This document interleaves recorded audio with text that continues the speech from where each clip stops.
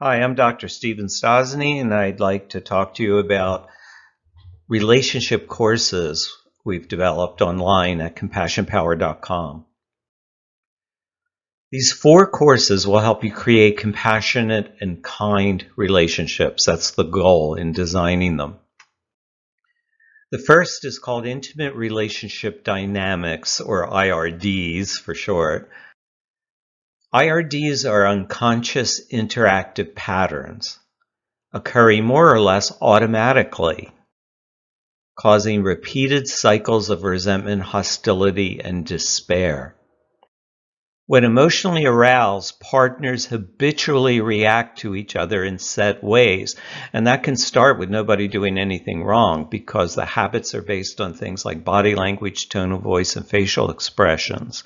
So you can be having an emotional response to something that has nothing to do with each other, but it's going to trigger that dynamic. It's almost like you're in a play. You know what you're going to say, and you know what your partner's going to say, you know what you're going to feel, and what your partner's going to feel. Once the dynamic is activated, they're trapped in the same argument over and over. Instead of working as a team to solve the problems, partners see each other as the problem. The course details 3 common IRDs. The first is demand-withdrawal. That is when one party is more aggressive and the other is more passive-aggressive. One is making demands, criticizing. The other sometimes seems to go along, but they don't follow through. The dynamic drives them both crazy. The second is pursuer-distancer. That's when one partner wants more intimacy than the other can tolerate. So one is always trying to figure out ways to get closer, and the other is always keeping their distance. The third and most pervasive is the fear-shame dynamic. That's when anxiety in one partner will stimulate a shame or aggressive response in the other, and vice versa. And the anxiety and the shame might have nothing to do with each other. They can be from other areas of life or something you're just thinking about or remembering. But it will stimulate that dynamic, and then the brains will start looking for something to blame on each other. But it is essentially an unconscious dynamic that all social animals have.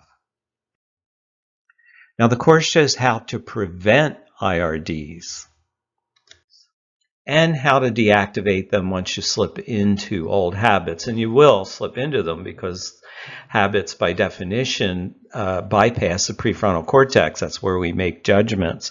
So the trick is to deactivate them when they do get activated so that they don't do any damage. Now, the second relationship course is called Living and Loving After Betrayal. Helps you regain a sense of trust in yourself. See, we focus on trying to trust partners after betrayal, but the real dilemma is trying to trust yourself that, 1, you can regulate disappointment and hurt, and 2, that you can have wise judgment, you can have wise trust. It's the self-doubt that really undermines the ability to live and love again after betrayal. Betrayal breaks the implicit promises made in the formation of attachment bonds. And those are: the person you love will care how you feel and never intentionally hurt you.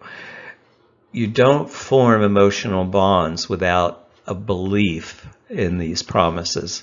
Even infants, if you don't answer the cry of an infant, and all they can do for their survival is attach to you, but if you don't answer their cries, show that you care how they feel, they won't bond with you.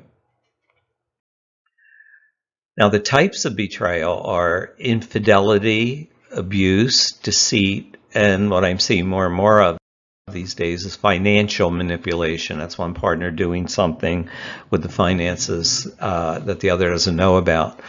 They all kind of yank the floor of security from under you. They fill you with self-doubt, and they produce the most virulent forms of anger. Now, you'll learn practical skills for overcoming betrayal-induced trauma and the resentment and depression that almost always follows. The course offers potent methods to heal, grow, and love again. Soaring Love is the third course. This is a bit more positive because it's not pain-based.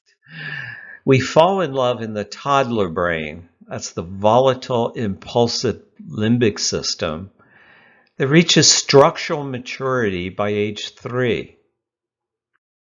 We stay in love in the profoundest and most stable part of the adult brain. That's the prefrontal cortex, which reaches full maturity around age 28. So we fall in love in the toddler brain, that's facilitated by powerful hormones that only last 3 to 9 months. To stay in love, we need to be in our adult brain. Toddler brain love is filled with wonder at first, but over time causes irreconcilable conflict and pain. And that's because the toddler brain's pretty self-obsessed and short-lived. It's impulsive, can't think about the future, and doesn't really get the effect of its behavior on other people. Toddlers can't do that. They can be sweet and loving, but they don't get the effect of their behavior on others. So when we're loving in the toddler brain, you're going to do things that you don't even mean to do without knowing or fully appreciating the effect they have. Adult love rises from our deepest, most humane values of compassion, kindness, and the desire for mutual growth. So love without compassion is possessive, controlling, and dangerous. And love without kindness is dull, flat, and unprofitable. It's not necessarily painful, but it doesn't flourish. And if you don't have a desire for mutual growth, you're going to start to resent each other because human beings have to grow. We can't stay stagnant. We have to learn. We have to develop. Soaring Love shows how to deepen your experience of love while making your relationship safe and secure. Well, the final course is actually 2 big webinars, one on jealousy and the Duet of Love. Either section of the course can stand alone. The first part helps with problems of jealousy. The natural motivation of jealousy is to be more loving and reconnect with your loved one. In the beginning of a relationship, that's what you did. Because jealousy is basically a distance regulator in relationships. If you get too far away, jealousy is going to start to occur. And when you get closer, it goes away. So in the beginning of your relationship, when you were insecure, you actually experienced more minor jealousy. But you didn't notice it because you followed the motivation. You got more loving. When we follow that motivation, relationships improve.